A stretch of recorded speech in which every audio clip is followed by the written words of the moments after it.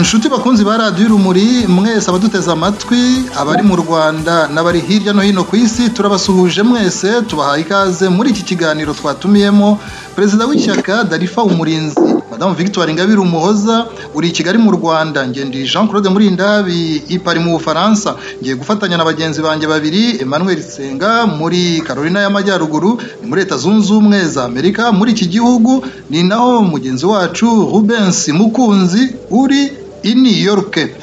Mu byo tubaza umutumirwa wacu hari bifitanye isano n'ihamagazwa nibazwa urimo muri ibi bihe kuva mu kwezi k'Ukwakira umwaka ushize aho urwego rw'ubugenzacyaha RIB guhamagaza ku cyicaro cyarwo.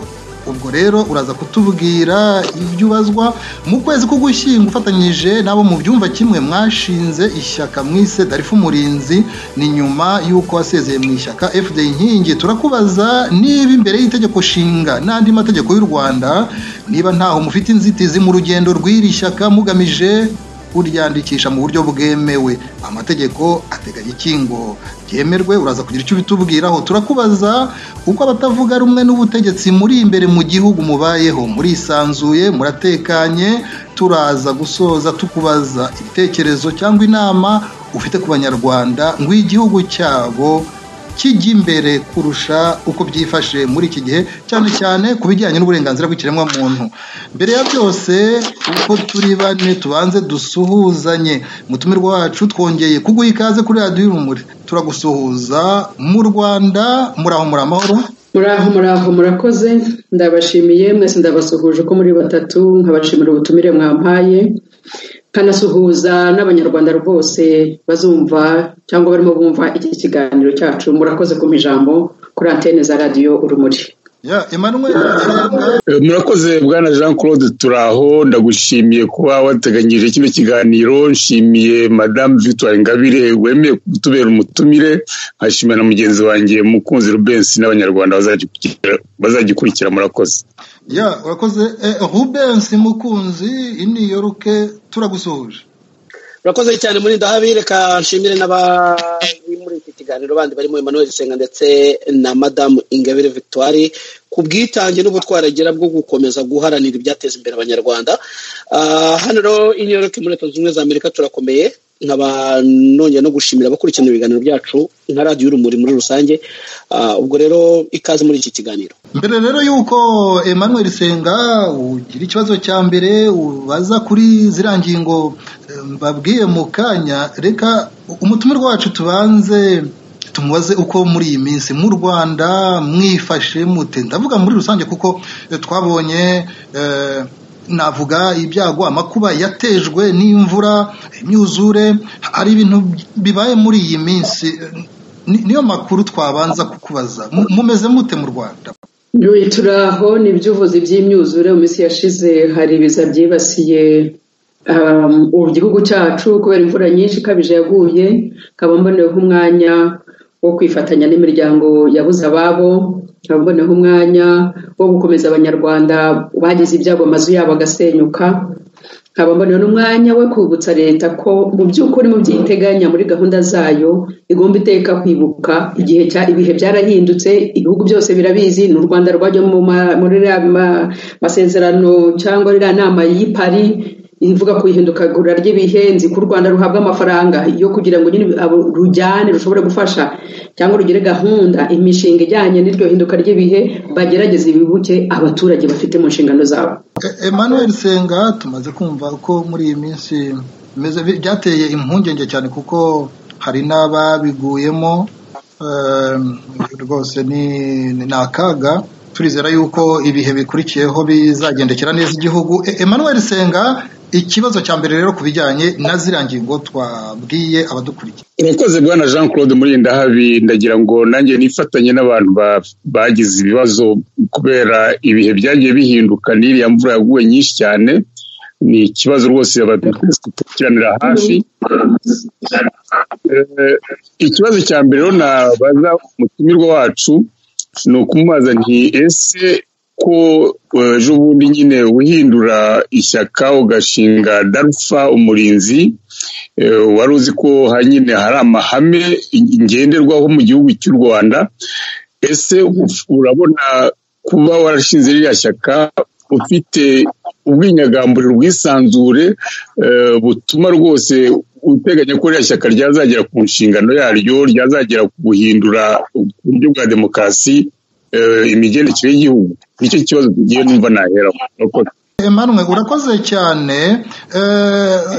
Ndagira ngo munyemereye kubera ko muri iyi minsi hari ikintu kiba kidasanzwe cyo guhamagarwa kuri RIB ni urwego rw'ubugenzacyaha, ariko ni ibintu byatangiye mu kwezi k'Ukwakira, mu kwezi kwa 10 k'umwaka ushize.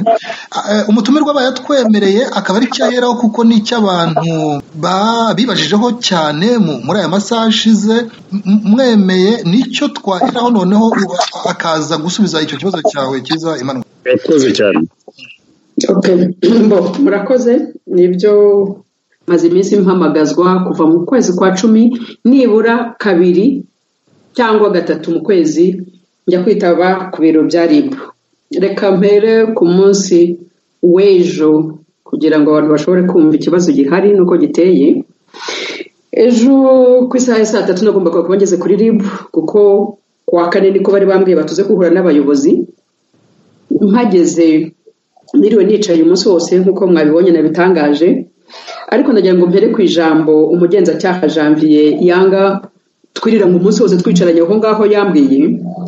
Igihe cyo kundekura saa 11 zigeze yarambwiye ati ntuzongere guhura n'abantu icyo bo bitanga inama. Imvugo nk'iyo nkunze kuvuga ko insetsa cyane iyo ukoreshejwe n'umuntu ugomba kubaza amategeko, ariko iyo mvugo ntabwo intangaza n'imigira ya FPR. Ndagira ngo mbaho ubuhamya nkiri muri gereza igihe nari maze kujya mvangwe mu kato nshyizwe mu bandi bafungwa. Bashyizeho abantu bo kuzajya babwira umuntu wese unyegereye bati ntwegere Ingabire birabujijwe, ntwegere Ingabire birabujijwe, bigeze ubwo baza gukora liste y'abantu 40 babadamu twaganiraga. Urumva ntabwo baba mu bantu utaganira n'abantu bose baba transfer babashyira ku magereza ne y'abadamu 10 ngo abo bantu bavugana na Ingabire. Ndangije mbira ubuyobozi bw'amagereza ntimwankoreye cyane kuko mwankoreye kampanye irengeje, mwafasha abantu 10 murabimura muri mu magereza yose y'abagore, mu magereza yose y'abagore agiye kumenya Ingabire wari we. Hari ibintu FPR inkorera byiza cyane wenda bakagira ngo baranci intege cyangwa bagiye gutera ko batazi ko ya kampanye kwakumbuza guhura n'abantu ahubwo bagasanga barimo barambuza n'abantu bankorera kampanye imeze neza. Nubwo rero ejo yarambwiye ati ntuzajye uvugana n'abantu, ngero numvishe binshekeje kuko RIB abantu bayikoramo bose baza amategeko. Kumva rero umuntu uza amategeko abwira umunyarwanda ngo uramenye ntuzahure n'abantu numva binshekeje. Ibyo rero ndagira ngo muri aka kanya mbwira abantu bumva, kuko nabonye abanyarwanda bakunze kuba imfungwa z'ubwoba, bakumva n'umuntu akubwiye gutyo ukumva ko ibyo bintu ari byo, ntumenye ko ari marenga ku itegeko. Ndagira ngo mbwira abanyarwanda ko hari ibintu bibiri bagomba kumenya kugira ngo barenge ubwoba. Icya mbere ni uko abanyarwanda twese dufite uburenganzira bumwe n'inshingano zimwe ku gihugu cyacu. Nta munyarwanda yaba umuyobozi ufite uburenganzira bwo kubwira uwayobora ngo ntuzakora iki. Ntabwo ari byo. Icya kabiri ngo abanyarwanda bamenye ni uko dufite intwari ikomeye tugomba gukoresha itegeko nshinga. Ingingo ya 15 mu itegeko nshinga ivuga yuko abanyarwanda twese turareshya imbere y'amategeko, nta munyarwanda usumba undi. Wajya ku ngingo ya 16 ikabwira ko abanyarwanda twese tuvukana kandi tugakomeza no kugira uburenganzira n'ubwisanzure bingana, donc ari uyobora ari uyoborwa. Ndagira rero ngo mbwira abantu bashirika ubwoba. Uwe munyarwanda uyoborwa shirika ubwoba, ukuyobora nakagukandagije akubwira ngo ntaho ugomba kujya, ugomba kuvugana n'abantu, ugomba kuvugana n'ushaka wese kuko itegeko nshinga rabikwemerera. Nujya mu ngingo ya 26 y'itegeko nshinga uzasanga bakubwira ko ufite uburenganzira bwose bwo kujya aho ushaka. Muzi impamvu ejo RIB yanyirije inyicaje mu biro byayo nta nibazo bafite, nuko bari bamenye ko nagombaga kujya guhura na bamwe mu bantu bifuza kwinjira muri Darufa, nagomba guhura na Bikarongi. Babenye amakuru berwa banyicaje kugira ngo ntashobora kujya guhura n'abanyarwanda. Aha ngaha bishe itegeko rya 20 ingingo ya 26 yo mu itegeko nshinga. Ibyo bintu ntabwo abanyarwanda tugomba kubyemera. Nujya mu ngingo ya 37 y'itegeko nshinga bavuga ko hari mu bwisanzure mu mitekerereze no mu myemerere y'umunyarwanda. Mfite uburenganzira bwo guhura n'abanyarwanda nkaganira nabo twungurana ibitekerezo ku ngingo izo arizo zose, ari mu myemerere ari mu muyoborere y'igihugu. Ibwo burenganzira buri munyarwanda wese arabifite. Abanyarwanda nibabohoke be kwemera kuyoborwa mu gitugu abantu bakoresha itegeko kandi bazi. Madame Victoire Ingabire utari wakomeza nagira ngo nkubaze akabazo gatoya cyane aho yabakubwiye ngo ntuzabonane n'abantu ndumva ni ikintu kinini hari ubwo bakubwira bati ni abantu bameze gutya hari ni abanyamakuru ni abaturage ni abantu kuko ndumva ntuzabonane n'abantu bwabyo ntabwo bisobanutse nyine ni ikibazo nibyo nakubwiraga muri gereza dufata urugero rwose muri gereza urabona ni ahantu hakeya muri abantu bakeya umuntu yaza kukurebana umufungwa nkawe bakamubwira bati ntugomba kuvugisha Ingabire ntekereza ko ubu ikibazo bafite ntabwo bajya kureba wa muturage wo hirya no hino waje kureba Ingabire kuko ni benshi mpura nabo ubu ikibazo bafashe no kuvuga ntibakora nko muri gereza ko mu gereza hari hatoya ubu igihugu ni kinini bagasanga batari bujye kuri buri muturage bagasanga icyo bagomba kuvuga ninjye bagomba kubwira niyo mpamvu ndi kubwira nge ntabwo ibyo bintu umuntu ashobora kubinzanaho kuko nzi uburenganzira bwanjye mpabwa n'itegeko nshinga niyo mpamvu muri aka kanya ngira ngo mbwire n'abanyarwanda batagomba gutinya kunyegera tugomba guhura tukavugana kuko dufite amategeko aturengera itegeko ingingo ziturengera zo mu itegeko nshinga byo guhura tukaganira ntabwo rwose abantu bashinzwe gushyira itegeko mu bikorwa bagomba kuryica ngo natwe abayoborwa tubemerere ko bica itegeko rero nagira ngo mbwire abanyarwanda usibye n'izo ngingo noneho hari n'ingingo zo muri politiki zituma niba abantu bashaka gushyiraho ubwisanzure bashaka gushyiraho ishyaka rya politiki cyangwa bashaka gushyiraho ishyirahamwe bafite ubwisanzure bwo guhura n'ingingo ya 39 ivuga ko mu kanya uragira icyo bitubwiraho ni nacyo kibazo kiza Emmanuel yarabajije mbere y'uko uhagera wabwira abantu muri rusange ihamagazwa ryo muri iki gihe icyo rigamije rikubiyemo ibiki niba nta banga ririmo ibyo ubazwa kuva mu kwezi kwa 10 k'umwaka ushize hanyuma n'ubu ngubu bikaba bigikomeza mbere mu kwa 10 gitangira guhamagarwa nahamagawe bwa mbere ku itariki ya 8 z'ukwa 10 umwaka ushize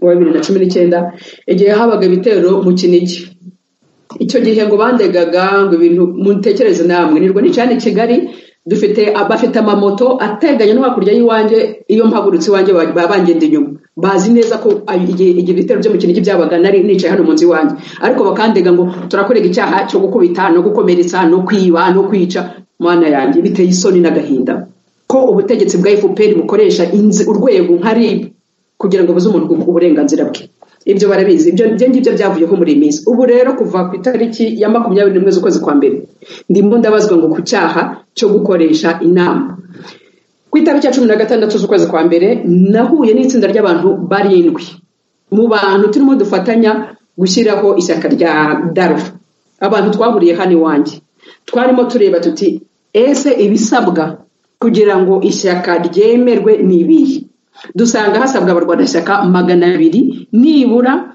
5 bava muri buri karere dusanga hasabwa ko mugomba kugira amategeko agenga ishyaka n'amategeko ngenderwaho ibyo muzabisanga mu itegeko ngenga rigenga amashyaka itegeko nimero 005/18 yo mu mwaka wa 2018 ibyo rero twarimo twicara turi abantu tureba tuti ibyo bintu turabyuzuza duti turabikora gute kugira ngo tubyuzuze noneho dusabe uburenganzira bwacu RIB rero nkuko nyine bahora bancunga buri gihe byesiri bamenye ko abo bantu nahuye nabo iwanjye mu rugo barantumiza ku itariki ya 21 ngiye rero barambaza batubakoresheje inama itemewe ndababwira nti ntabwo ari inama ariko nahuye n'abagenzi banjye turimo twiga uburyo dushobora kuba twashyiraho ishyaka abo bantu genzi banjye twahuye nta tegeko twigeze twica kuko ingingo ya 59 n'ingingo ya 40 mu itegeko nshinga yemerera abantu guhura bakaganira bakabashobora no guhuza ibitekerezo bakoshyiraho ishyaka cyangwa amashyirahamwe cyangwa iki kandi ibyo bintu bikorwa nta burenganzira bigombye gusabye bigombye gusabwa ikindi neretse RIB ndabwira ikibazo gihari mwebwe munamira ngo gukoresha inama zitemewe ntabwo ari byo ndi muri faze ya recruitment mwese nta numwe utazi ko ndi mushyiraho ishyaka turi muri faze ya recruitment ni mujya muri rya tegeko rigenga imitwe ya politiki muzasanga iyo mirimo ibanziriza gushyiraho ishyaka bidahari iyo uko gushaka abarwanashyaka uko gukora itsinda ryiga amategeko azagenga n'amahame azagenga ishyaka ibyo bintu mu itegeko rigenga amashyaka ntaho biri ariko n'ujya mu itegeko nshinga urasanga hari uburenganzira bw'uko abantu bashobora guhura kandi bagahura batagombye kugira umuntu n'umwe basaba uruhushya itegeko icyo inama isabirwa uruhushya mu itegeko rigenga amashyaka ni inama ya mbere. Iyo wamaze guhuza ba bantu 200 wababonye, noneho urandika ugasaba kubahuriza hamwe, ugakoresha inama mbwirwaruhamwe mu ruhame, ba bantu bakaza gusinya kuri ya mategeko. Nabwiye ribo ntingaho ni mumbwire abantu 200 nzabakurahe, bazaza nk'ijuru bangwe hejuru, ngomba kubashaka, ngomba kugira uko mura nabo, ngomba gushaka abantu nkababwira ni murebe, shobora kuba mu bantu 200 itegeko risaba, shobora kuba nahuye n'abantu barenga 10,000.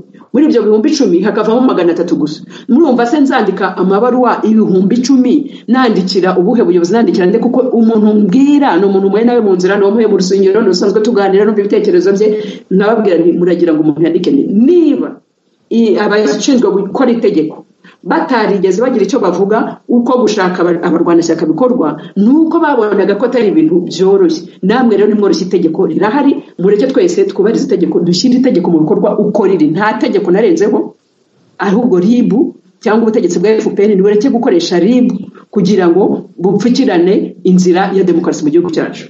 Madame, nicyo nababwiye, nicyo nabwiye ribu, n'uyu munsi nicyo nkomeza kubabwira, n'ejo nicyo nababwiye, nicyo nababwiye, no ku 21 nicyo nababwiye, kandi nicyo nzakomeza kubabwira. Abanyarwanda tureshya imbere y'amategeko.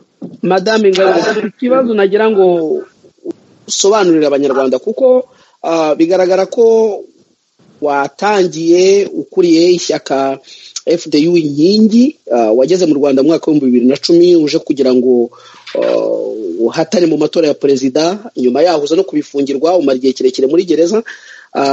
Umaze gufungurwa ukomeza kuba umuyoboke wa FDU inkingi, ndetse nk'umuntu warishinze iryo shyaka, ibikorwa birakomeza. Ariko nyuma yaho uza kuza gushinga iri shyaka Dalpha Umurinzi.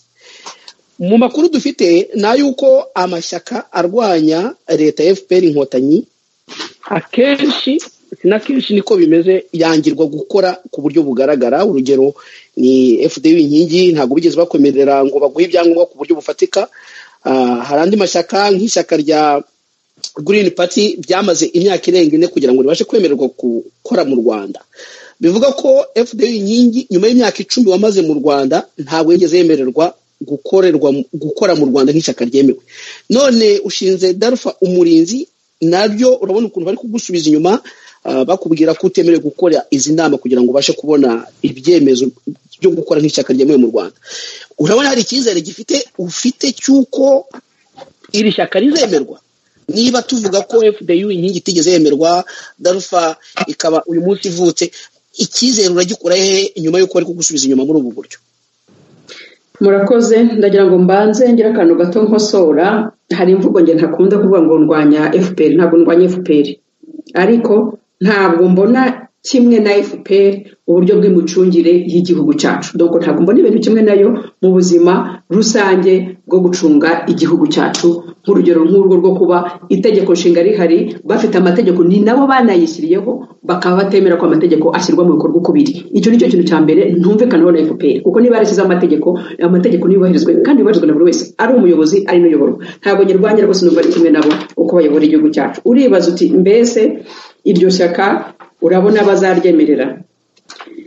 Iki ni ikibazo gikomeye, kubera ko nyine ishyaka kugira ngo ryemerwe nuko nyine abayobozi, ubutegetsi bwa FPR bwaba bwemera nyine ko itegeko nshinga rishyira mu bikorwa. Kuko dufite itegeko nshinga ryemera ko imitwe ya politike inyuranye ibaho mu gihugu cyacu, ndetse bakanashyiraho n'itegeko rigenga uko imitwe ya politike igomba gukora.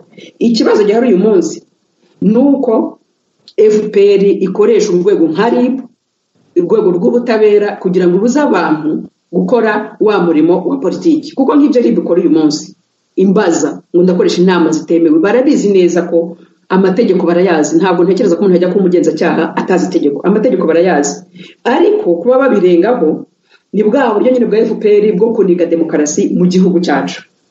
Ndagira ngo mbahe urugero. Hari mu gitabo cy'umuntu wanditse umufaransa witwa Jean-Marie Millet kuri stratégie de l'action non violente. Ni igitabo gisobanura urugamba rw'abiyemeje guharanira impinduka mu mahoro. Muri icyo gitabo mu mutwe waryo, muri chapitre ya 4 bavuga ko l'action non violente, bavuga bati witwa l'action non violente face à la répression. Ngenekereje mu Kinyarwanda ni nko kuvuga abaharanira impinduka mu mahoro imbere y'akarengane bakorerwa. icyo gitabo gisobanura neza ko abari ku butegetsi nta nimwe babifuza ko izo mpinduka nyine abantu bashaka zigerwaho. Icyo bakora ni iki? Ni ukubarega guhungabanya umutekano w'igihugu. Ibyo ni ibirego narezwe, ni ibirego abantu abaza barwanashyaka ba FDI baregwa, ni ibirego duhora turegwa buri gihe. Nimureba na Maître Ntaganda n'ibyo yarezwe, nimureba donc abantu bo muri opposition bose icyo ni ikirego baregwa buri gihe. Baregwa usanga bashyirirweho nk'ibyo ejo Janvier yambwiraga ati uramenye ntuzongere guhura n'abantu, ubwo ntuzongere kujya muri publique, ntuzongere gukoresha amanama, ntuzongere bagakora ibyo bintu byose byo kukubuza guhura n'abantu, ariko nta kindi bagamije. Baba bagamije kukubuza bwa burenganzira bwawe, baba bagamije gukomeza guharanira za mpinduka zawe. Icyo abantu rero icyo gihe usanga rero bakoresha gufunga, usanga bakoresha kuzimiza abantu, usanga abantu abiyemeje kujya mbese muri urwo rugamba bagomba kuba biteguye ibyo byose, biteguye gereza, bemeye kuzimizwa, bemeje guterwa imigeri, ibyo byose abantu bagomba kubyiba. Ariko ibyo byose bakora ntabwo bica abantu intege. Ngira ngo ejo mwabonye rero nira na bagenzi be bafunguwe, mwumvishije ibyo batangaje. Ntabwo abana bacitse intege, n'abana batoya FPR imikorera biriya. Ntabwo abo bana ntabwo bacika intege, kuko iyo umuntu murenganije kandi we umuha imbaraga zo kumva ko ka karengane urwanya ukaba wanagakorewe, ahubwo ngo imbaraga zo kumva ko karengane ugomba kukarwanya. Niyo mpamvu numva mfite imbaraga nyinshi, kuko iyo FPR inkoreye ibintu nka biriya nge ntabwo ncika intege. Imbaraga nari nifitemo ibizikubye nka 5. Ntabwo bancibwa intege no kurwanya akarengane. Iyo nkora akarengane binyereka ko nyine ka karengane ngomba kukarwanya, ngahaguruka nivuye imbere. Niyo mpamvu nsaba abanyarwanda ko abari bagifite ubwoba bwo kuvuga ngo barajya muri Darufa ni mushiri ku bwoba, kuko akarengane dukorerwa ntabwo kazashira nyine umuntu adagoretse kumva ko agomba kurwanya ko karengane kagacika. Nkunze kubwira abanyarwanda inkoresha urugero rworoshye cyane. Iyo umuntu agukandagiye ntumubwire ngo urankandagiye, azagomeza gusyonyoye, ariko niba gukandagiye ukamubwira urankandagiye, hari uburenganzira bw'icyo kirenge cyawe cyo gukomeza kugisyonyora. Ni amahitamo rero y'abanyarwanda, ariko nkabwira nti twese icyo twifuza ni impinduka nziza ituma buri munyarwanda wese yishyira akizana mu gihugu cye, ituma buri munyarwanda wese yumva ko abayeho neza. Ni impinduka twifuza kubw'iyi neza buri munyarwanda wese ari uyobora ari n'uyoborwa, ariko abanyarwanda twese tukagera kuri cya kintu navuze, dufite uburenganzira bumwe n'inshingano zimwe mu gihugu cyacu. Madamu Victoire Ingabire Umuhoza warukomoje ku bijyanye n'amategeko. Mu itegeko rigenga amashyaka mu ngingo yaryo ya 4 agace ka 3 bavuga ko mu byangombwa bisabwa abahagarariye ishyaka ko harimo kugaragaza icyemezo cyerekana ko umuntu yakatiwe cyangwa atakatiwe n'inkiko. Ibyo rero iyo abantu babikomozaho bibaza niba mwebwe bidashobora kubafungira umuryango. Ndabivugaho ibintu bibiri. Icya mbere, iyo abantu bavuga ibyo hari ikintu baba birengagije. Imbabazi za Perezida wa Repubulika ntabwo itegeko rifite hano hafi. Tegeko rigenga imiburanishirize y'imanza mu Rwanda, Code de procédure pénale, ivuga ko iyo wahawe imbabazi na Perezida wa Repubulika bijyana no gukuraho n'ingaruka z'ibyo byaha byose. Icya kabiri, ndagira ngo nibutse usibye n'ibyo byaha, hari urubanza natsinze leta y'u Rwanda mu rukiko mu rukiko rwa Nyafurika ruharanira uburenganzira bwa muntu. Urwo rubanza ruvuga yuko nafunzwe ntaragombaga gufungwa. N'ikimenyimenyi basebye leta ko igomba kunyishyura miliyoni 65 kugeza umunsi bataranyishyura, ariko ngiye mbwira abantu ko ntacyo bimbwiye, kuko nyuma y'amezi 6 urwo rubanza ruciwe hari inyungu zibarwa kuri ayo mafaranga bagomba konka. Umunsi umwe nzahabwa, kuko leta ntabwo ijya yambura, ntabwo ibyo bijya bimpangayikisha. Ibyo rero abo bantu babivuga nuko kenshi baba batasobanukiwe n'amategeko, ariko njye ntaho zankandegisha itegeko, kuko itegeko rihari kandi rigomba kuturengera twese. Ikindi abantu bagomba kumva, ntabwo ikinshishikaje cyane ari imyanya y'ubuyobozi cyangwa y'ubutegetsi. Ikinshishikaje cyane ni uko tugira u Rwanda rukaba igihugu kigendera ku mategeko, tugira u Rwanda umunyarwanda wese yisangamo, tugira u Rwanda ibyiza by'igihugu cyose bisaranganywa abanyarwanda bose. Nicyo kinshishikaje, ntabwo ari imyanya y'ubutegetsi cyangwa imyanya mu ishyaka cyangwa iki. Umunsi icyo kintu cyagezweho nzaryama sinzire ntuje. Yego Manuel wako. Okay, urakoze cyane. Njye naye mfite ikibazo Madame Ingabire ku bayoboke bari basanzwe ari aba FDU inkingi. Bamwe muri bo barafungwa muri no minsi, hari abandi bagifunze ndetse hari n'ababuriwe irengero. Ese uyu munsi umuntu yavuga ko abari abayoboke ba FDU inkingi igihe mwari mukiri muri iri shyaka mukaza kuza gushinga Darufa umurinzi, ubu ngubu bose baje inyuma y'iri shyaka rishyashya mwashinze, ese murabona nyuma yo gushingira ishyaka hari abandi banyarwanda bitabira kuza muri iri shyaka cyangwa haracyari imbogamizi z'uko leta n'ubundi ikomeza kubatambamira mu kugira ngo mukomeze kubona abayoboke b'iri shyaka ryanyu? Murakoze, icyo ni ikibazo cyiza gisaba ko abantu bamugane basobanukirwa. Nibyo nyuma y'uko mvuye muri FDI inkingi nabanje gusaba abarwanashyaka bari abayifude hano imbere mu gihugu, mbasobanura ko njye mvuye mu gihugu, mvuye muri FDI inkingi ngiye gushinga iryanjye shyaka, mbasaba ko niba bashaka twakomezanya, doko ubwo benshi bifuje ko twakomezanya ku buryo nta kibazo turi kumwe, ariko batazabishaka ntabwo bafata ku ngufu. Nanjye ntabwo nkoresha ikiboko nk'icyo ndimo ndwanya muri FPR, ntabwo ngikoresha ikiboko, nkoresha ubushake bw'umuntu. Umuntu agomba kuza kuko yumva ibitekerezo byanjye tubisange tubihuriraho, kuko yumva hari icyo twafatanya tukubaka igihugu cyacu. Ntabwo rero baza ku ngufu, abatazabishaka bazakomeza muri FDI cyangwa bajye mu yandi mashyaka, nta kibazo.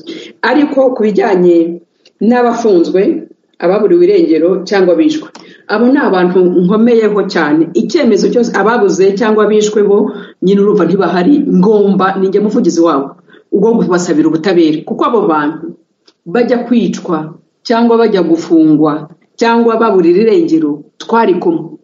Ejo bundi nijyango nabivuze kuri sinibuka abantu bose gutanga ikintu mbwira abantu nti iyo ntaza mu Rwanda ngo nshinge iryo shyaka rya FDI mu Rwanda, abo bantu izo ngorane bahuye nazo niho barahuye nazo. Niyo mpamvu mfite inshingano, navuga dete morale mu gifaransa, ntabwo mbona mu kinyarwanda ko ijambo nabona, mfite ni dete morale kuri bo, mbafite umwenda.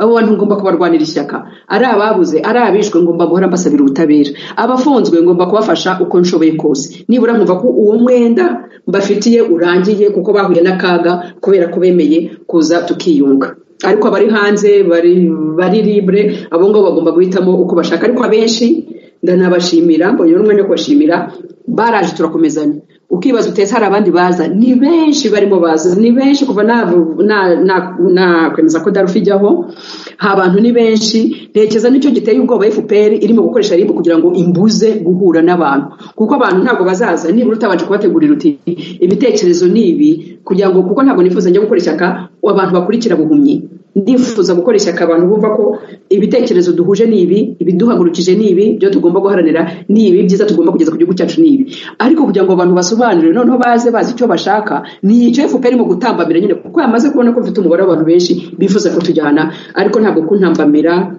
bizatuma urugamba rwo guharanira demokarasi mu gihugu cyacu rudakomeza, nta nubwo ruzanahagarika uwo mubare w'abanyarwanda benshi basonzeye impinduka nziza mu gihugu cyacu. Nari mfite akabazo madamu Victoire Ingabire, nari mfite akabazo kerekeye itangazamakuru ku buryo bw'umwihariko itangazamakuru ry'imbere mu gihugu. Tujya tubona nabita nagiye kuvuga ngo ni abasore, ariko muri rusange usanga ari abantu batoya bakoresha za YouTube, bakagirana ibiganiro n'abanyapolitike, bakagirana ibiganiro n'abantu bo mu makaritsiye. Ese ku buryo bw'umwihariko aba bantu mufitanye izihe relation? Ni ukuvuga mukorana mutebo, bafite uburenganzira bwo kwegera bakaba bakubaza, cyangwa se ushobora kuba wahamagara bakaza, bimeze gute? Kuko mbona ari itangazamakuru mu by'ukuri rifite ikintu rigeza ku bantu, cyane cyane abo hanze, bituma tubona ibibera muri kiriya gihugu. Mukorana mute n'aba ba YouTuber? Ngize akantu nongeraho Emmanuel Senga kuri icyo kibazo bajije.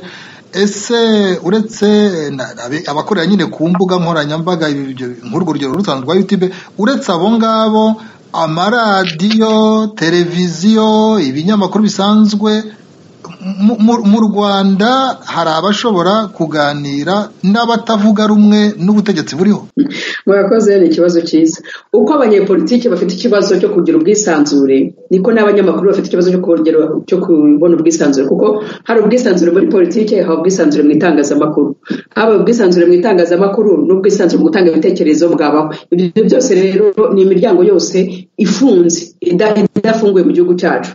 Bariya basore bari gukora ibiganiro kuri za YouTube, ndagira ngo mboneho n'akanya rwose ko kubashimira. Ni abantu navuga ko bari ku rugamba rumwe natwe, kuko ibibazo duhura nabyo nabo bahura nabyo, kuko urabona nabo ni abantu, twe turi muri politike, nabo bari mu itangazamakuru, ariko baharanira ko itangazamakuru ryakwigenga. Ugasanga kenshi batangaza inkuru bya binyamakuru cyangwa amateleviziyo mu kanya Jean Claude waruvuze bo badatinyuka gutangaza. Urabona nko mu gihe ejo bundi gihe basenyeraga abantu n'ubira cyakomeza no bisigaye batabemera kujya gufata amashusho ariko abantu baracyasenyerwa, abantu bari hanze, imvura mu kanya twareho mu kanya tuvuga ndagira ngo mbere ko abantu benshi yasanze muri ibyo bishanga cyangwa mu turushitingi bagiye bubaka, ni ikibazo gikomeye. Ariko nibura abantu bashoboye kugaragaza uburemere bw'icyo kibazo nubwo bakomwe mu nkokora nabo bakorera muri YouTube na abasore rero navuga rwose b'abanyamwuga nshimira kuko bari guharanira kugira ngo ubwisanzure, kuko umunyamakuru cy'abaronikize n'ugutangaza ubundi ibibazo bihari kugira ngo umuyobozi abone amurikirwe na bya bibazo bihari, amenye n'icyemezo agomba gufata, aho kugira ngo umunegane ijambo. Natangaje nko kubona ngo minisitiri w'ubutegetsi bw'igihugu avuga ngo abo bantu ngo baragurira abantu ngo bakajya gufata amashusho ngo ni politiki y'umwanda, ariko yatinyaga ukuri kuko biteye isoni. Umunyarwanda turafata abanyarwanda impunzi tukazikura muri Libya tukazizana hano ngo tukaziha aho ziba zimeze neza, tukaziha n'ibintu byose. Abene gihugu basenyeho ari leta yabasenyeye bakarara hanze, imvura ikabanyagira, minisitiri arangiza akavuga ngo ni politiki y'umwanda. Ariko bari abasore iyo batajya ngo bajye gufata ariya mashusho ntabwo isi iba yarabonye uburyo ubutegetsi bwa FPR bufata abene gihugu baryo kandi bajya kuzana impunzi zo bafata neza, bikagaragarira amahanga yose ngo u Rwanda n'igihugu cyateye imbere kandi abene gihugu barimo barara hanze mu mvura imeze kuri iki. Bari abana rero navuga rwose uko abajene bakunze kuvuga ngo chapeau, bakoze akazi keza kandi n'ubundi baragakora.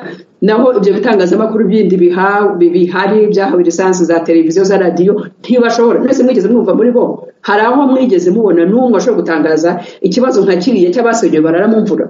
Ntawigeze agikora kandi nyamara barabizi ko bahari, ntabwo batinyuka kugivuga. Ntibashobora gutinyuka kuduha ijambo ngo tuvuge, bavuga bati Ingabire muramuha mikoro muzikora avuga iki, ariko ndavuga iki, ndavuga ibibazo igihugu gifite kandi ntabwo mbivuga gusa, natanga n'umuti w'ibyo bibazo. Ngashimira bari abana ko nibura bo turi ku rugamba rumwe rwo kugira ngo igihugu cyacu kigire impinduka nziza. Rwose ubutegetsi bwa FPR murabubwira ni butuze, impinduka twifuza ntabwo ari impinduka mbi kuri bo, ni impinduka nziza kuri buri munyarwanda wese n'abo muri FPR barimo. Kubera kuko moje kuri icyo kibazo kandi koko kiri mu bibazo bikomeye byabaye muri iyi minsi, kandi unadusobanura yuko bigikomeje. Ubundi uretse abavanywe mu bishanga, abavanywe n'amazu yabo agasenywa ahitwa ko hari amanegeka, mu by'ukuri nta bantu baba barasenyewe batari muri izo mpande ebyiri zikunze kuvugwaho, aho nyine ubutegetsi buba bugaragaza yuko ari nko kurinda abantu kuba bagwirirwa n'ibiza. Murakoze. Icyambere ndagira ngo mbanze nsobanure neza ko njya mbona kubera ubushake buke abantu baba bafite rimwe na rimwe tuvuze ngo ntabwo ubu bintu byo gusenyera abantu ntabwo tubyemera. Icyo tutemera si ukuvana, icyo twanga si ukuvana abantu mu manegeka, ahubwo ni uburyo ibintu bigakorwa mu buryo buhutaje abantu, bigakorwa mu buryo bisa nkaho nta gahunda ihari. Nese usenyeye umuntu ngo umuvanye mu manegeka n'ubundi umusize aho ntaho umuhayeho kujya kuba. 10,000 abategetsi bose bo muri uru Rwanda barabizi, 10,000 ntabwo umuntu ashobora kuvuga ngo urigeze kugeza 30,000 muri uru Rwanda, ntabwo umuntu ashobora kuvuga arabiguha cyangwa ashobora kubona akazi ku 25,000 ugasigara 5 ukarya uwo munsi. Ariko se ejo bundi uzabahute nyuma ukwezi gushize umaze kwishyura ukwezi kumwe baguhe bya 30,000 uzabahute, uzakora henda amafaranga yo gukodesha. Leta ikibereyeho ni ugushaka ibisubizo birambye ku baturage batuye igihugu. Donc rero niba FPR idashobora kubonera igisubizo kirambye ku bantu batuye mu manegeka, ku bantu n'ikibazo cyawe ku bantu batuye mu manegeka. Ubu ikibazo imvura yaguye ni nyinshi ku buryo n'abantu badatuye mu manegeka amazu yabo yarasenyutse cyangwa yagiye agira ibibazo. Ni ikibazo kijyanye n'ihindagaruka ry'ibihe, nigeze kukivugaho. Hari amafaranga atangwa, amafaranga yagombye gukoreshwa neza mu bikorwa bigenewe gufasha abagirwaho ingaruka n'izo mpinduka zihindagurika ry'ibihe. Madamu nari mfite ikibazo kuri iki kijyanye n'ihindagurika ry'ikirere muri Ndahabura. Urakoze cyane Madamu Ingabire. Akenshi iyo abantu bakora politike, cyane cyane iyo uri mu ruhande rutavuga rumwe na leta, usanga abantu babivuga ariko kubishyira mu bikorwa bikaba ikindi kindi. Uravuga ko mu by'ukuri politike ya FPR inkotanyi y'ishyaka riri ku butegetsi idakora neza gahunda ijyanye no kwimura abaturage mu bijyanye n'ibingibi by'amanegeka cyangwa se ibijyanye n'imihindagurikire y'igihe bidakoreshwa neza kuko amafaranga adakoreshwa neza.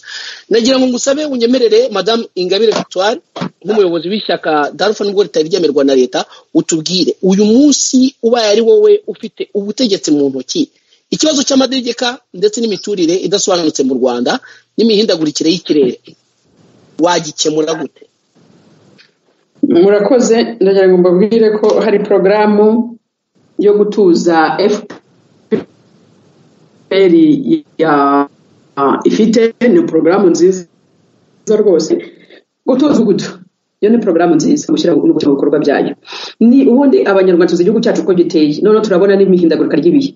Gufata abanyarwanda bagatura hejuru mu midugudu mu mpinga z'imisozi ntibature mu mpanga cyangwa muri ibyo bishanga, ubwo bushobozi burahari kandi birashoboka. Byakorwa gute? Byakorwa leta idafasha abantu nk'uko ibafata ku ngufu ikagenda kwisenyera abantu ku ngufu gutyo bitateguwe, ahubwo niba hari imidugudu ibyo bintu bigategurwa kuko tuzi ko ihindagurika ry'ibihe rihari. Leta bikafata urugero basenyera abaturage jone baravuga ngo kuva mu 2017 twarababwiye nibyo ndabyumva. Leta yaragibwira abaturage ngo abantu mutuye ni mu manegeka. Leta se yakoze iki kugira ngo abaturage bave muri amanegeka? Kuko bashinzwe kubatekerereza. Twebwe rero icyo twakora ni iki?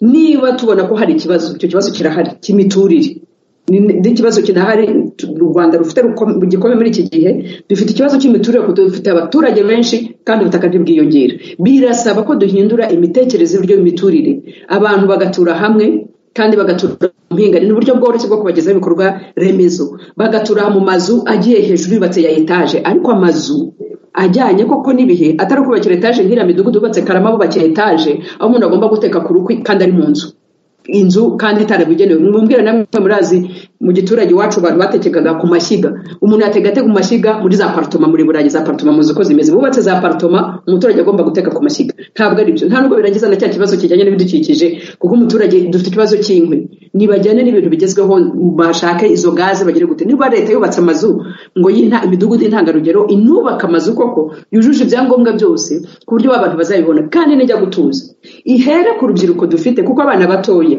umwana muto nagarukira ndafata urugero nka Burayi, iyo ukuriye mu nzu ntoya umenya nuko ujera naho uzabyara, ukavuga ati nzabyara abana 3 cyangwa 4 kuko mfite ubushobozi bwo gutura mu nzu ifite ibyumba 3 4 cyangwa se ibyumba 2 nkazabyara umwana umwe. Ibyo rero byose biri muri gahunda abantu iyo bayobora igihugu baba bagomba gutekereza bagashyira mu bikorwa.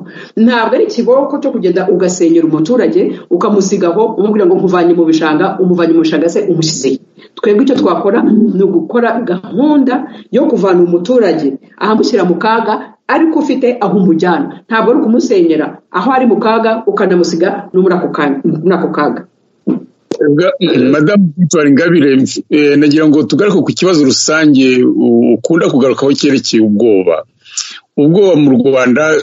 Umuntu yavuga ati nibyo nta kuntu utahaba kubera uko ubutegetsi bubyitwaramo.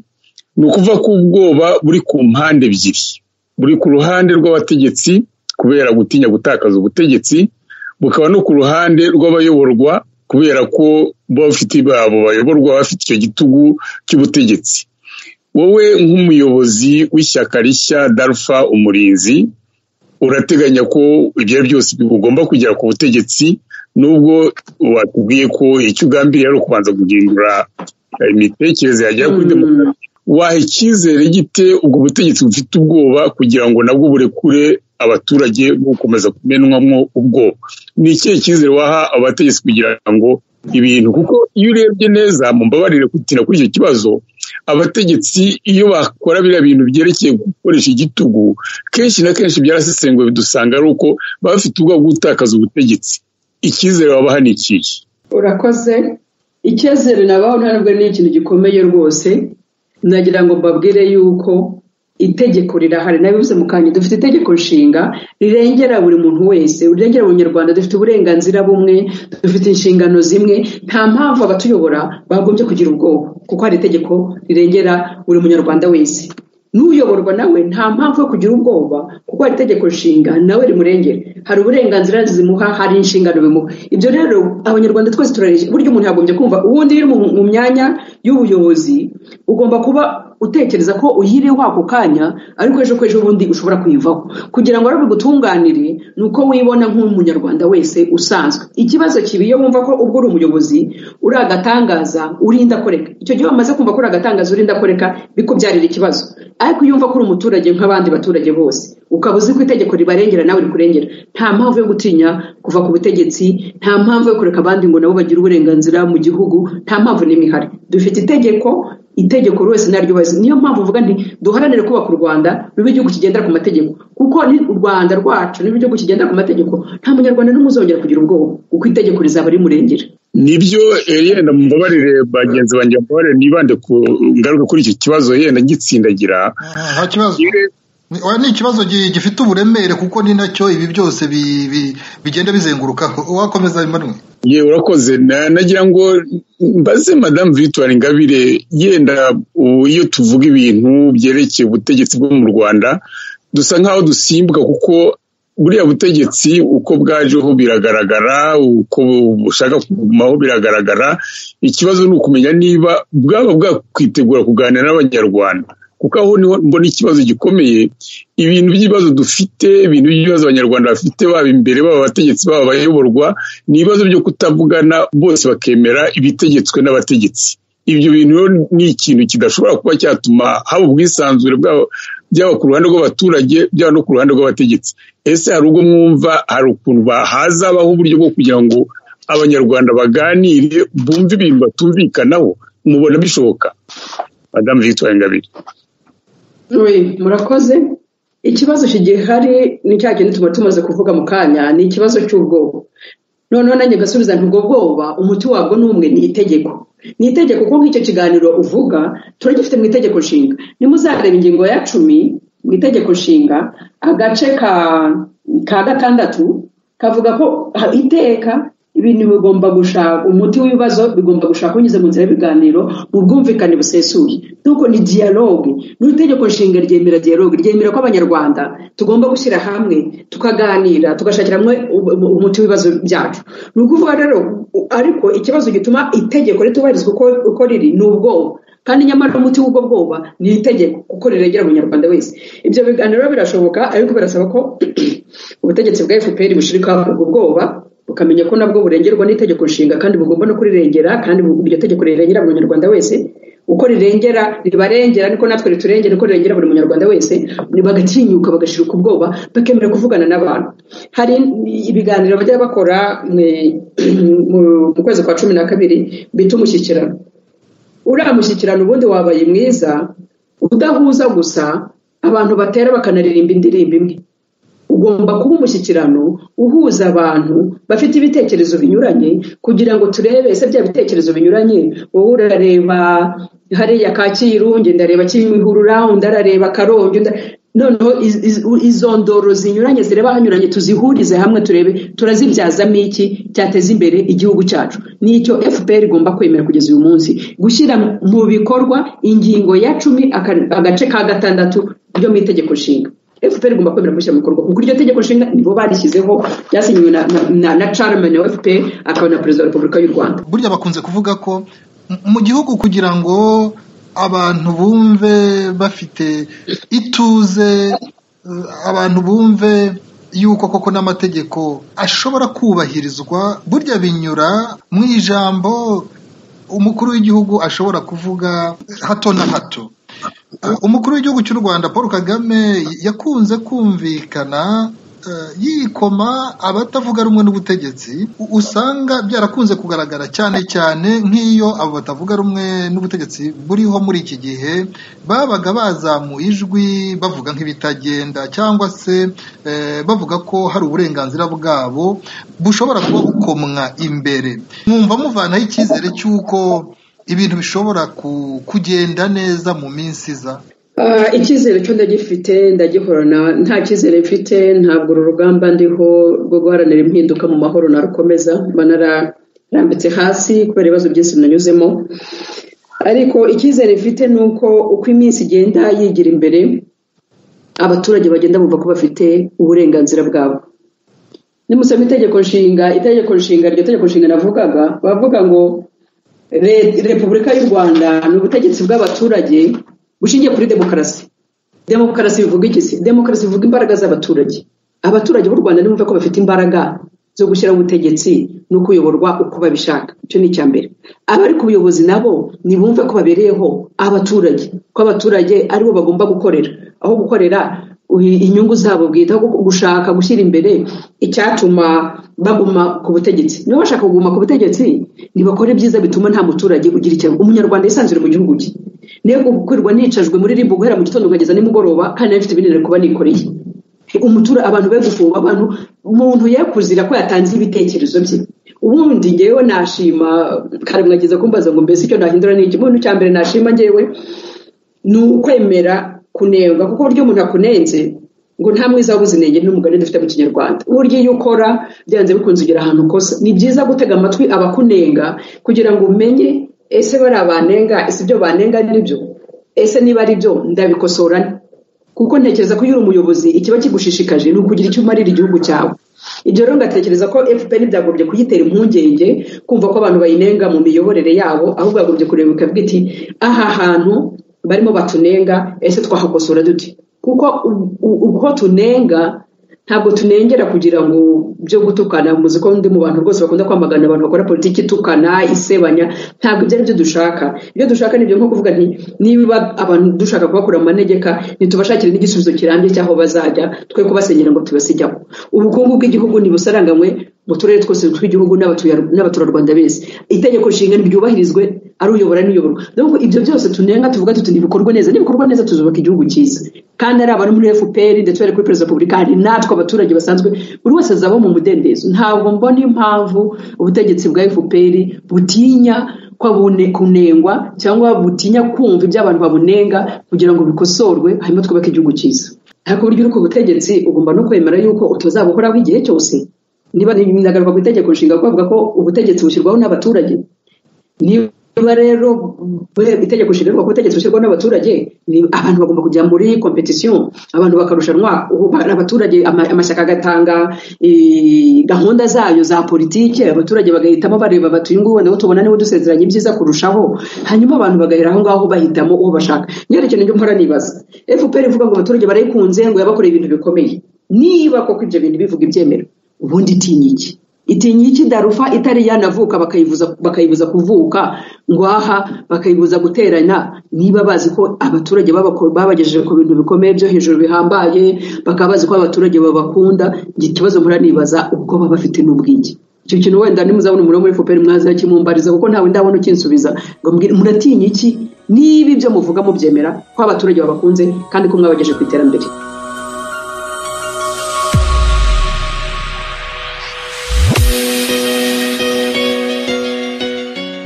mbere y'uko tujya ku gice cya nyuma muri bagenzi banjye hari ushatse nayo mfite akabazo gatoya. Madame Ingabire, uravuga uti FPR ifite ubwoba bwo gutakaza ubutegetsi kandi ibumazeho imyaka igeze kuri 26. Ubu ngubu turi muri 2020, biteganyijwe ko muri 2024 mu Rwanda hagombye kuzaba amatora yo aho umukuru w'igihugu agomba gutorwa hakaboneka indi manda. None tubwire, iri shyaka ryawe Darufa Umurinzi nubwo uvuga ko bari kuryangira kuvuka, nyuma yo kuvuka rigomba no gukura, uratubwira ko muri 2024 byubahirijwe ko ishyaka ryanyu ryakwemerwa mukabona abayoboke, mwajya no mu matora mugahangana na FPR kugira ngo mugaragaze ko namwe hari umusanzu mushobora guha abanyarwanda uruta uwo FPR yatanze mu myaka 26 ishize.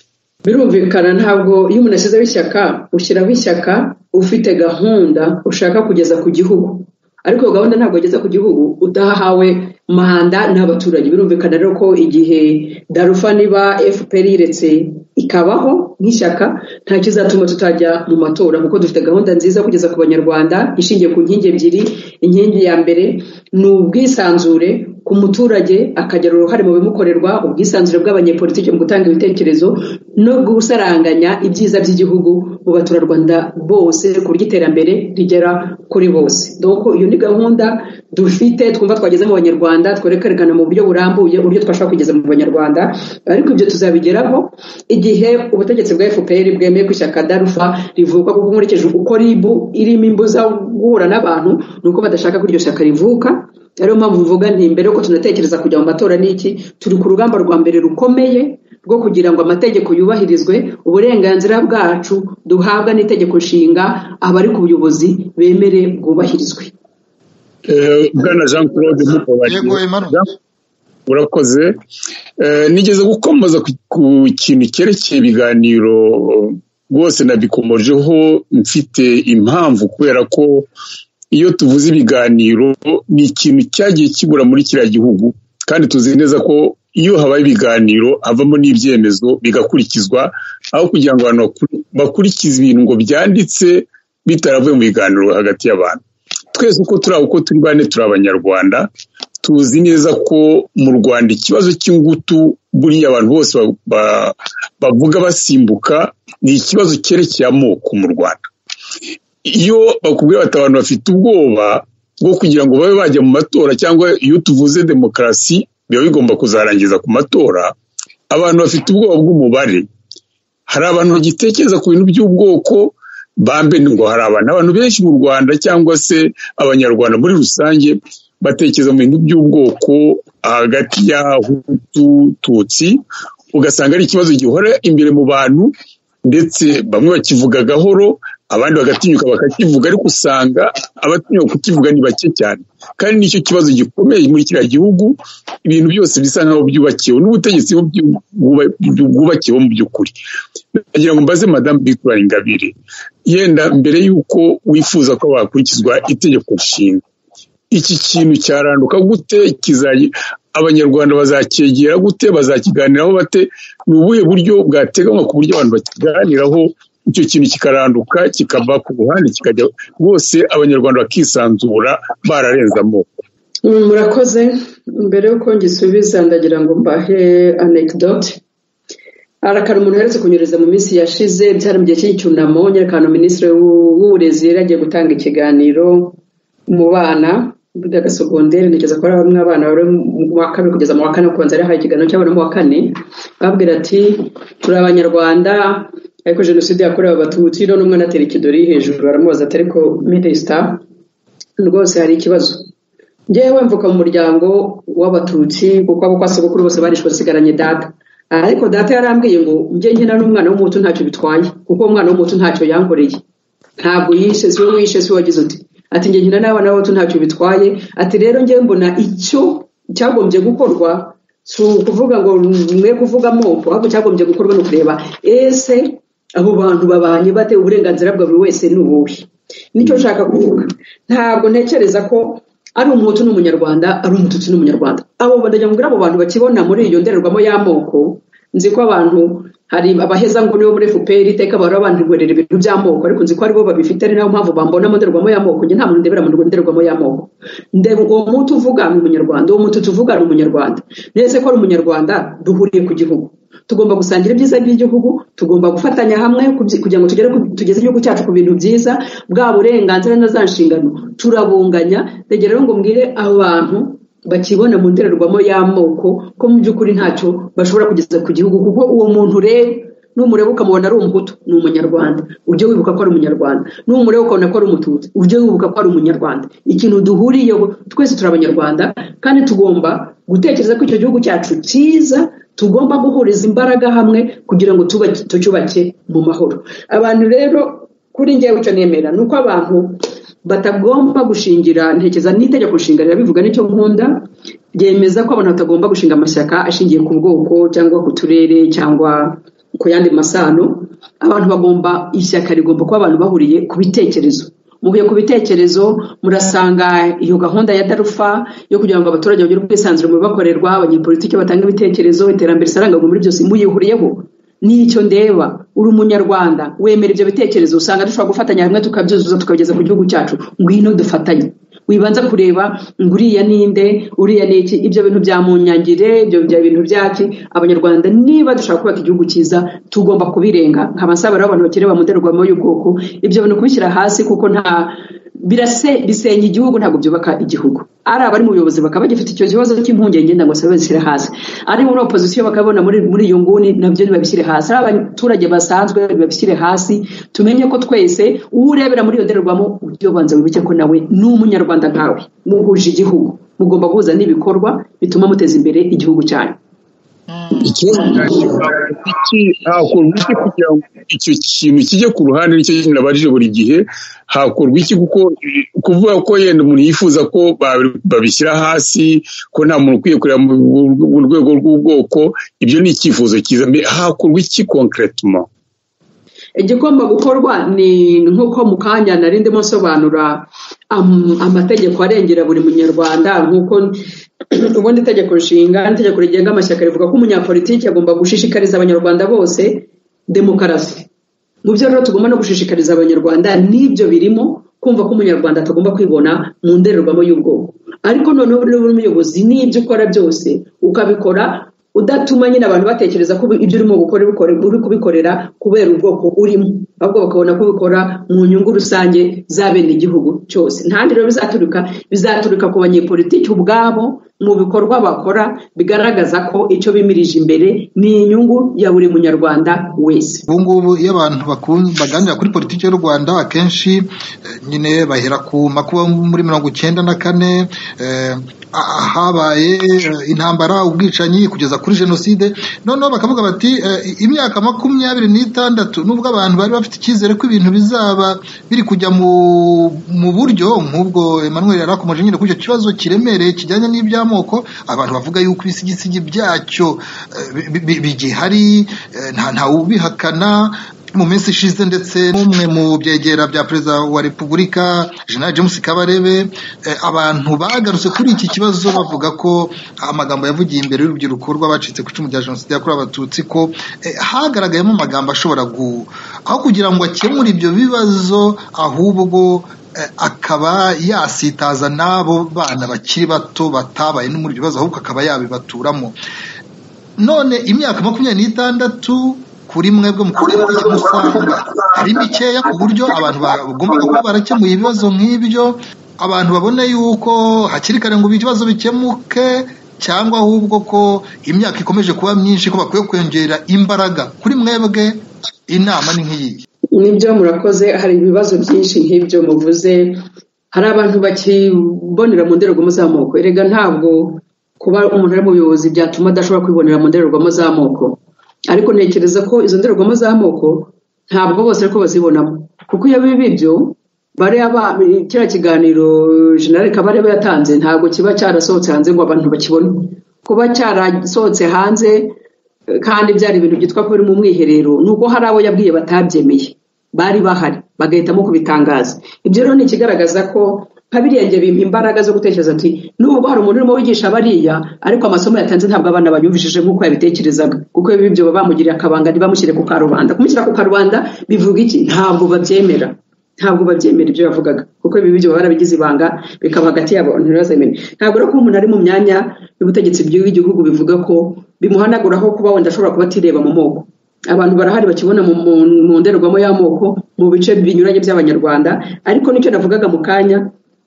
ni kampanye igomba gukorwa n'abanyepolitike kandi bagakora ibikorwa bigaragaza ko icyo bashyize imbere ari inyungu za buri munyarwanda ari inyungu z'igihugu atari inyungu z'itsinda muze kuvuga ntabantu tuve mu tuntu two kwibona mu dutsinda no mu moko no mu ki duhurize hamwe imbaraga nk'abanyarwanda twubake igihugu cyiza kuko abanyarwanda twese dushyize hamwe nta cyiza cyo kuri iyi si tutageraho rero ngasanga ko icyo kibazo kizakemuka gikemuwe n'abafite ubushake wenda wese yibonamo akisangamo urambwira uti wenda ni myinshi wenda ntibizapfa binagezwaho ducika intege ndagira ngo mbwire abanyarwanda icyo twifuza cya mbere ni impinduka nziza iyo wifuza ikintu cyiza ngo akeza karigura bisaba imbaraga bisaba kwitanga bisaba kudacika intege bisaba ibintu byinshi niba abantu bavuga bati impinduka irakenewe ni nacyo ngira ngo muri aka kanya nsaba abanyarwanda n'ibyo dukeneye impinduka kandi nziza mu gihugu cyacu. Dukeneye kubaka u Rwanda rugendera ku mategeko, dukeneye kubaka u Rwanda umunyarwanda wese yibonamo akisangamo. Ibyo rero kugira ngo tubigeremo birasaba kuba umunyarwanda ahuri, uhaguruka ukumva uruhande rwawe ufite, ukumva yuko nawe ufite uruhare muri urwo rugamba rwo guhindura icyiza mu gihugu cyawe. Ntihagire uwumva ngo birareba bariya, ntihagire uwumva ngo ni ibya bariya, birakureba wowe munyarwanda ukunda igihugu cyawe kandi ukumva ko ugomba kugitangamo imbaraga. Ndagira ngo abantu bo kuvuga ngo be gucika intege ngo igihe ni kirekire, urugamba rwo guhindura ibintu kandi mu buryo bwiza nta maraso yongeye kumeneka ni urugamba rufata igihe kirekire. Mbara imyaka n'ibyo maze imyaka kuva mu mwaka w'ibihumbi kuva 1998 numva maze imyaka irenga 20 ndi muri urugamba rwo kugira ngo ibintu bihinduke, ariko ntabwo ndabirwa, ntabwo mbara imyaka, ahubwo ndavuga ntese hari icyo ndi kugeraho kandi kirahari icyo ndimo kugeraho. Mu kanya navuze bari abana bafunzwe bagize gute, ariko bakomeye bakavuga bati impinduka irakenewe, izo mbaraga tugomba kuzitanga, ubwo bwitange tugomba kubutanga, ntabwo tugomba kurambirwa. Ibyo rero nibyo bikenewe. Abantu be kubara imyaka ahubwo baruti mbese nge imbaraga zanjye ntaganiziye, mbese icyo nkora nikiye. Wibara imyaka kuko nutagira icyo ukora imyaka izaba myinshi, ariko niduhagurukira rimwe iyo mpinduka izaba mu gihe gitoya. Kabarebe yavugaga ngo mu myaka 30 ubwo barateganya mu myaka 40 dukora ko dushoboye kose abantu tubaca intege. Ariko nge ndagira ngo mbwira abantu n'uyu munsi buri wese umunyarwanda wese ahagurutse akavuga ati igihugu cyacu tugomba kucyubaka neza mu bwisanzure, harimo na General Kabarebe. U Rwanda rwacu uyu munsi n'ejo twaba twaruhinduye cya gihugu umunyarwanda wese yisangamo, za mbaraga z'abanyarwanda zose twazihuje. Birasaba ko umunyarwanda wese yumva uruhare rwe mu kubaka igihugu cyiza. Icyo gihe bizafata igihe gitoya, ariko niwe yicarira ukumva ko hari abo bireba, n'undi akiyicarira nakunde agakora akavuga ati ngomba gukora kuryo bari abantu ntacyo bageraho. Murumva rero abanyarwanda mahitamo na yacu twebwe nk'abanyarwanda, murambira abanyarwanda nta muntu uzaza kugukiza akarengane, nta muntu uzaza kukubakira u Rwanda. Vuga turuhare rwanjye n'uruhe kandi uhagurukire urwo ruhare rwawe urutange, impinduka iragerwaho n'ejo mu gitondo. Ndagira ngo wenda mbaze Madamu Ingabire Victoire, nibyo ni byiza, biragaragara ko ufite ukomeje kugira ubushake mu guhindura ibitagenda neza mu Rwanda, kandi kuko nibyo ntabwo umuntu abyuka mu gitondo ngo ibintu bihite bihinduka, bifata igihe, cyane cyane ko natubwira uti imyaka maze muri uru rugamba ntabwo ncika intege, kandi ikibazo ntabwo ari cy'imyaka umuntu amaze arwanira urugamba. None reka tugaruke ku mutekano wawe bwite, nyuma yo gufungurwa, nyuma yo gushinga ishyaka rishya, uyu munsi umutekano wawe uhagaze gute? Iyo utembera muri Kigali wumva utekanye? Ese umutekano w'abanyarwanda muri rusange ubona gute? Nagira ngo ugire icyo bitubigiraho. Murakoze. Ikibazo cy'umutekano burya ni ikibazo nkunze kuvuga ko ari ikibazo Kigali, uko y'amasasu atavuga abantu bavuga bati nta kibazo gihari, igihugu kiratekanye kirimo amahoro. Nyamara buri munsi ukumva imirambo batoraguye mu ishyamba, mu bihuru, ngo y'abantu batazwi, kandi muri uru Rwanda nta munyarwanda utazwi.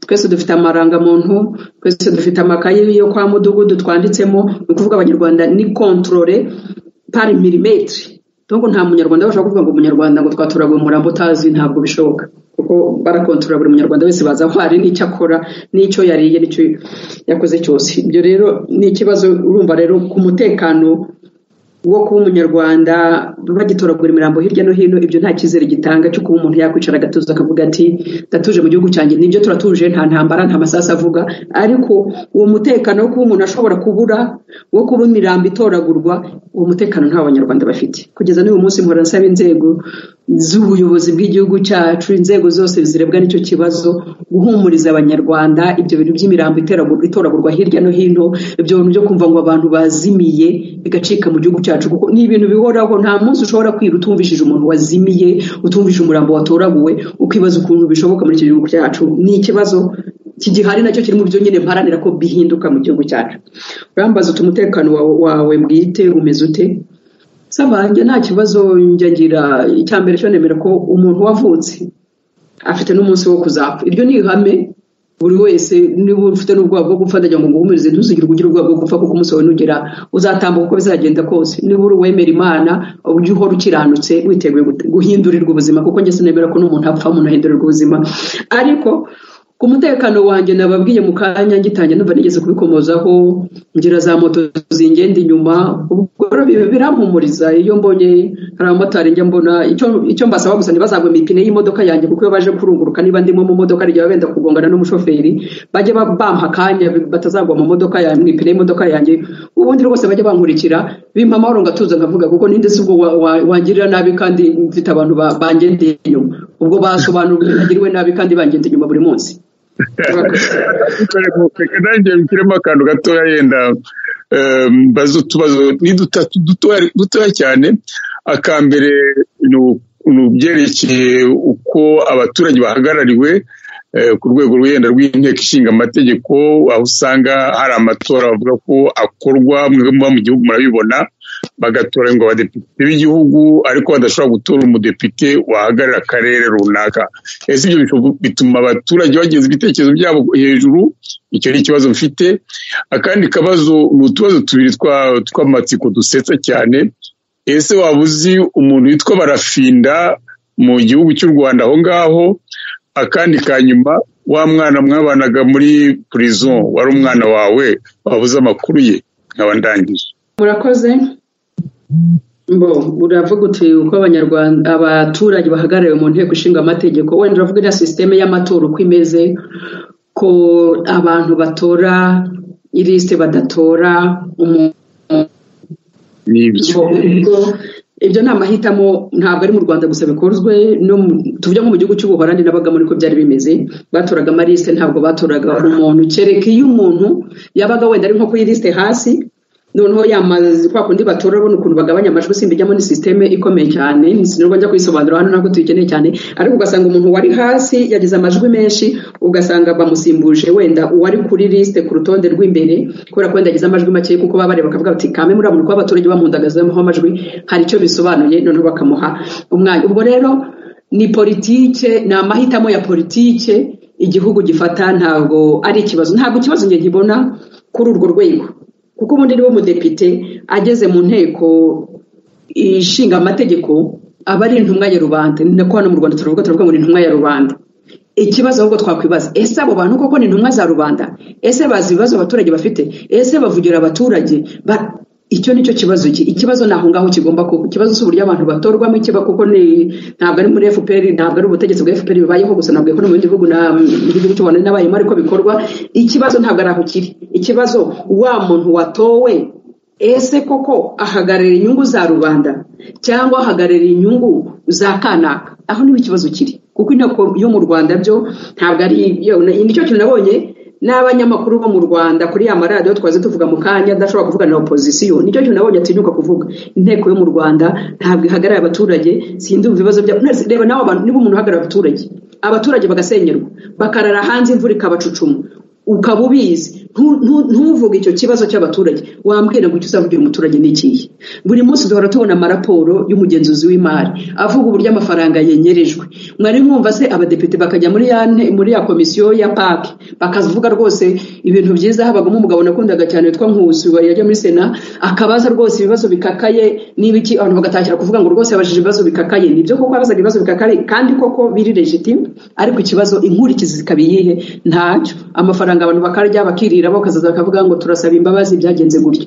ubwo ibya rubanda bikaba bicunzwe nabi bikarangiriraho ya nteko yagombaga kuba ijisho rya rubanda kugira ngo ibyabo bye gucungwa nabi ikaba ntacyo ikoze bikarangira kuvuga gusa ngo Bwana Nkusi yavuze neza yabajije neza igisubizo kikaba icyo ngicyo donc ikibazo rero naho kiri ese abo badepite bari mu nteko ishinga amategeko bahagarariye ko inyungu z'abaturage cyangwa bahagarariye inyungu z'amashyaka ishyaka riri ku butegetsi rekana nabivuge kuko niko bimeze ni ishyaka riri ku butegetsi n'iryo usanga rifitemo ijambo n'iryo usanga nta nyungu z'abaturage bahagarariye ariko ikibazo ntabwo ari uko bashyirwa mu myanya ikibazo ni ukureba inyungu z'abaturage urambaza ikibazo cya Barafinda nzi ko ari umuntu washatse kwiyamamaza kuba perezida wa repubulika mu minsi yashize muri iyi minsi nsigaye numva ko afite ibibazo agenda ahura nabyo roko ndamuzi. Urambaza umwana Emmanuel abaza ati barafinda waba umuzi, ndagira ngo wenda hari interuro imwe wakongeraho. Hari abamubona nk'umusazi, hari abamubona nk'umuntu ufite ibitekerezo bishobora kugirira akamaro igihugu muri rusange, werekana ibintu bitagenda asaba ko byakosorwa. Muri izo mpande zombi wowe hari icyo wabivugaho mu nteruro imwe? Icyo nababwira nuko njye sinkunda kuvuga ku bantu, mvuga kuri politike y'igihugu n'ubuzima bw'igihugu. Muri gahunda nihaye ntabwo nkunda kuvuga ku bantu, kuko burya umuntu sinkunda kuvuga ku bantu, reka tubifate gutyo. Ku kibazo rero warumbajije cy'uriya mwana nadopse mu ndimi y'igifaransa cyangwa nafashe kugira ngo ndere niba amakuru ye ahari. Nibyo, umwana arahari, turacyari kumwe, ntabwo mbana nawe hano mu nzu kubera ko hari abari bamunyakiriye igihe namufataga ari muri gereza. Hanyuma arahari rero, nanze kumuzana hano kubera ko hano duhora mu mijugujugu. Muri iyo mijugujugu ya ribu ntabwo nayizanamo umwana kuko byamudestabiliza, ariko ahari ariga, ndamusura nawe akansura, nta kibazo n'umwana wanjye nadopse kandi nta kibazo mfite, ndamukunda, arahari.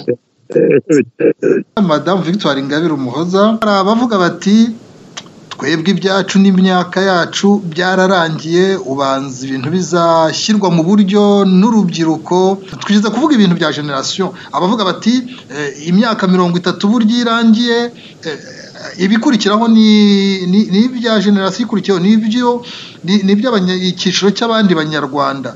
Mwebwe mubona mwabwira iki mu gusoza iki kiganiro, ubutumwa mwatanga ku bijyanye n'abagira uruhare kugira ngo u Rwanda rw'ejo rube rwiza, rube igihugu cyubahiriza ikiremwa muntu, igihugu buri wese yumva atuje, amerewe neza, yishimiye uko yaba ameze uko ariko kose?